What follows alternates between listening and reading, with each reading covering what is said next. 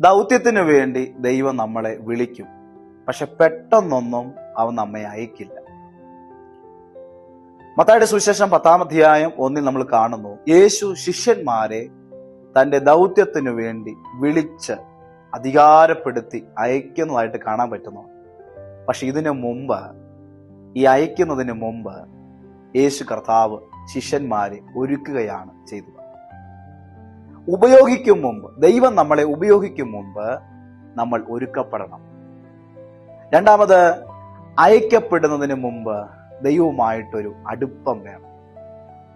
മൂന്നാമത്, ശക്തിക്ക് മുമ്പ് നമ്മുടെ സ്വഭാവം രൂപാന്തരപ്പെടണം.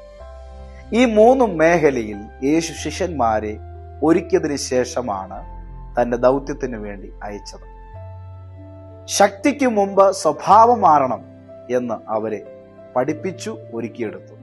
അതാണ് മത്തായിയുടെ സുവിശേഷം 5-ാം അധ്യായം മുതൽ 7 വരെ വായിക്കുമ്പോൾ യേശുവിന്റെ ഗിരിപ്രഭാഷണം. ഉപയോഗിക്കപ്പെടും മുമ്പ് ഒരുക്കം വേണം. അതാണ് നമ്മൾ യേശു കർത്താവിന്റെ ജീവിതകാര്യം നമ്മളെ പഠിപ്പിക്കുന്നത്. യേശു പിശാചിനാൽ പരീക്ഷിക്കപ്പെട്ടു. 40 ദിവസം താൻ സ്വയമായി, വ്യക്തിപരമായി, രഹസ്യപരമായി വചനത്താൽ സാത്താനെ ജയിച്ചു. യേശു തന്റെ ശുശ്രൂഷയ്ക്ക് വേണ്ടി ഒരുക്കപ്പെടുന്നത് കാണാൻ പറ്റുന്നു.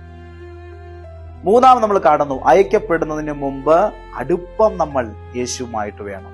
അതാണ് മത്തായിയുടെ സുവിശേഷം 10-1 കാണുന്നു, യേശു തന്റെ ശിഷ്യന്മാരെ അടുക്കൽ വിളിച്ചു എന്നുള്ളതാണ്.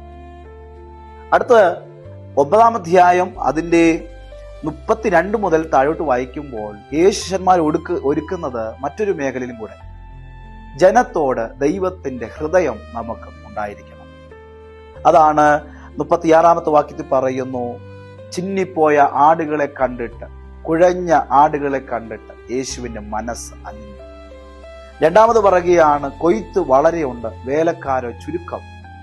കൊയ്ത്തിന്റെ യജമാനനോട് വേലക്കാർക്ക് വേണ്ടി പ്രാർത്ഥിക്കുക. പ്രാർത്ഥനയിൽ ഒരു ഒരുക്കം ശിഷ്യന്മാർക്ക് കർത്താവ് കൊടുത്തു. യേശു തന്റെ ദൗത്യത്തിന് വേണ്ടി ശിഷ്യന്മാരെ അയക്കുന്നതിന് മുമ്പ് ഏതൊക്കെ രീതിയിലാണ് ഒരുക്കിയെടുത്തത്, ഏതൊക്കെ മേഖലയിൽ അവർ ഒരുക്കിയെടുത്തു? ഒന്ന്, ആത്മീയപരമായി അവരെ ഒരുക്കിയെടുത്തു, വചനപരമായി അവരെ ഒരുക്കിയെടുത്തു, ശക്തിപരമായി അവരെ ഒരുക്കിയെടുത്തു, പ്രാർത്ഥനാപരമായി അവരെ ഒരുക്കിയെടുത്തു, സ്വഭാവപരമായി അവരെ ഒരുക്കിയെടുത്തു. അവസാനം ദൈവത്തിന്റെ ഹൃദയമുള്ളവരായിരിക്കണം, ജനത്തോട് ദൈവ ഹൃദയമുള്ളവരായിരിക്കണമെന്ന് അവരെ ആ മേഖലയിൽ അവരെ ഒരുക്കിയെടുത്തു.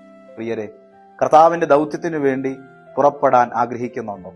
കർത്താവിന് വേണ്ടി അധികമായി ഉപയോഗിക്കപ്പെടുവാൻ ആഗ്രഹിക്കുന്നുണ്ടോ? അതിനു മുമ്പ് കർത്താവിന്റെ സന്നിധിയിൽ നമ്മൾ